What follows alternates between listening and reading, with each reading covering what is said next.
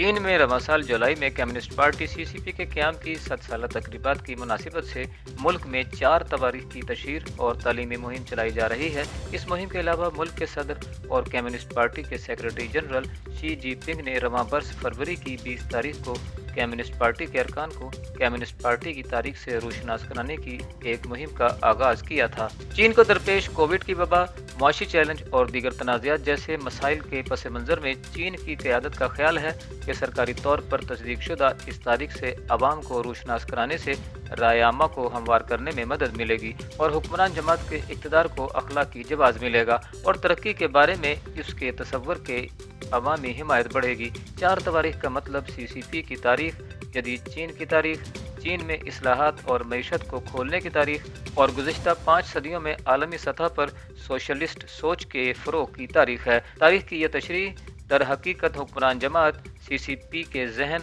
اور نقطۂ نگاہ سے کی گئی ہے۔ چین کی حکمران جماعت نے ہمیشہ ہی جماعت اور ملک کی تاریخ کی تعلیم پر زور دیا ہے، لیکن سی سی پی کی موجودہ قیادت صدر شی جی پنگ کی رہنمائی میں حکمران جماعت کے ارکان پر چین میں اصلاحات اور معیشت کو کھولنے کی تاریخ اور سوشلسٹ سوچ کی ترویج اور ترقی کی تاریخ سے روشناس ہونے پر بھی زور دے رہی ہے۔ انہیں توقع ہے کہ اس طرح جماعت کے اراکین اور عوام کی سوچ اور خیالات میں پختگی آئے گی۔ سی سی پی کی طرف سے 25 مئی کو جاری ہونے والے ایک اعلان کے بعد یہ ملک گیر مہم بن گئی ہے۔ اس اعلان میں کہا گیا تھا کہ 4 تاریخوں کی تشہیر اور ان کی آگاہی خاص کر نوجوانوں میں پیدا کی جانی چاہیے تاکہ انہیں سمجھنے میں مدد ملے کہ سی سی پی کیوں کامیاب ہے، مارکسزم کیوں مؤثر ہے اور چین کی طرز کا سوشلزم کیوں اچھا ہے۔ چین میں انگریزی زبان میں شائع ہونے والے اخبار اور ذرائع ابلاغ جن کے قارئین، سامعین اور ناظرین اکثر بیرونی دنیا کے لوگ ہوتے ہیں،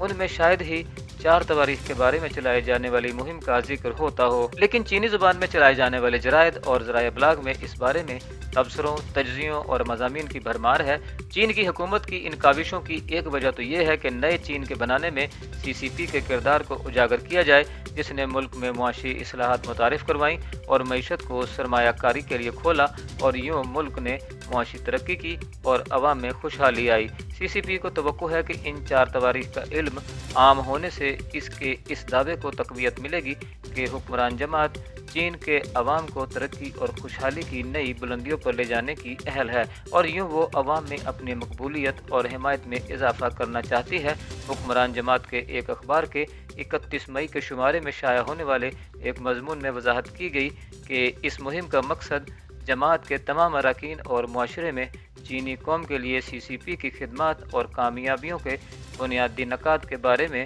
اضافہ کرنا ہے۔ چین کی طرز کے سوشلسٹ نظام کی ترویج سی سی پی سمجھتی ہے کہ 4 تواریخ کے مطالعے سے اس قوم کو بھی تقویت دینے میں مدد ملے گی کہ چین کا سوشلسٹ نظام دوسرے سیاسی نظاموں کے مقابلے میں بہتر ہے اور اس سے ملک میں جاری اس بحث کو بھی ختم کرنے میں مدد ملے گی کہ چین کو سیاسی اصلاحات کی بھی ضرورت ہے تاکہ وہ دنیا میں جہاں مغربی سیاسی روایات اور سوچ کو فوقیت دی جا رہی ہے وہاں وہ اکیلا نہ رہ جائے۔ حکمران جماعت کی سرپرستی میں چلائے جانے والے ایک اور اخبار گوانگمن ڈیلی میں 15 جون کو شی جی پنگ کی جدید دور میں چینی طرز کے سوشلزم کے بارے میں سوچ پر تحقیق کرنے والے لی ہونگ وائی نے اپنے ایک مضمون میں لکھا کہ 4 تواریخ کے مطالعے سے یہ سمجھنے میں لوگوں کو آسانی ہوگی کہ کس طرح سے چین نے چینی طرز کے سوشلزم کا کامیاب راستہ اختیار کیا اور دنیا بھر کے لوگوں کو یہ دکھایا اور یقین دلایا کہ سوشلزم اور کمیونزم کام کرتا ہے۔ انہوں نے مزید کہا کہ ارتقاء کے تاریخی عمل اور 2 نظریات اور 2 سماجی نظاموں کے درمیان کشمکش میں